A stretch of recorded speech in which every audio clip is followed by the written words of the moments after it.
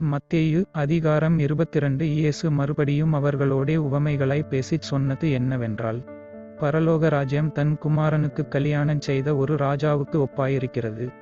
அழைக்கப்பட்டவர்களை கலியாணத்திற்கு வரச் சொல்லும்படி அவன் தன் ஊழியக்காரரை அனுப்பினான். அவர்களோ வர மனதில்லாதிருந்தார்கள்.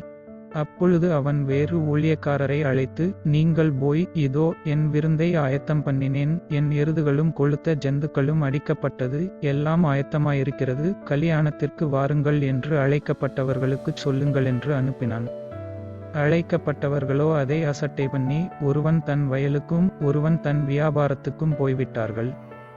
மற்றவர்கள் அவன் ஊழியக்காரரை பிடித்து அவமானப்படுத்தி கொலை செய்தார்கள். ராஜா அதை கேள்விப்பட்டு கோபமடைந்து தன் சேனைகளை அனுப்பி அந்த கொலைபாதகரை அழித்து அவர்கள் பட்டணத்தையும் சுட்டெரித்தான்.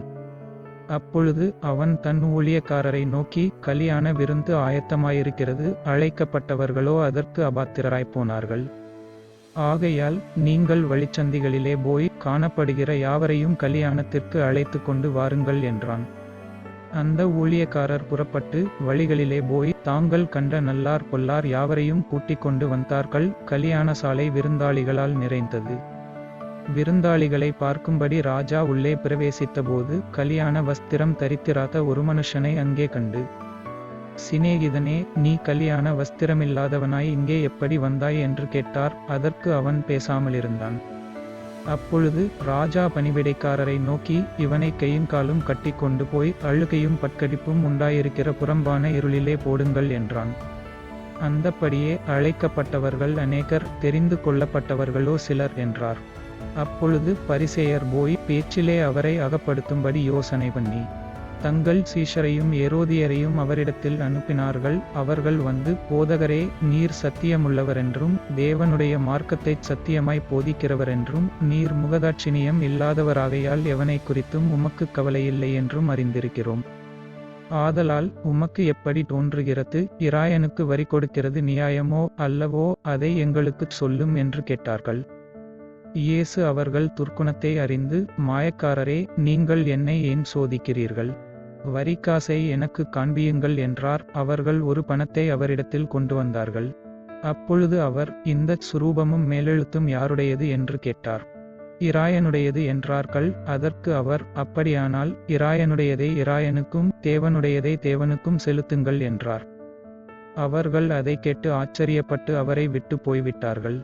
உயிர்த்தெழுதல் இல்லை என்று சாதிக்கிற சதுசேயர் அன்றைய தினம் அவரிடத்தில் வந்து, போதகரே, ஒருவன் சந்தானம் இல்லாமல் இறந்து போனால் அவனுடைய சகோதரன் அவன் மனைவியை விவாகம் பண்ணி தன் சகோதரனுக்குச் சந்தானம் உண்டாக்க வேண்டும் என்று மோசே சொன்னாரே. எங்களுக்குள்ளே சகோதரர் 7 பேர் இருந்தார்கள். மூத்தவன் விவாகம் பண்ணி மரித்து சந்தானமில்லாததினால் தன் மனைவியை தன் சகோதரனுக்கு விட்டுவிட்டு போனான்.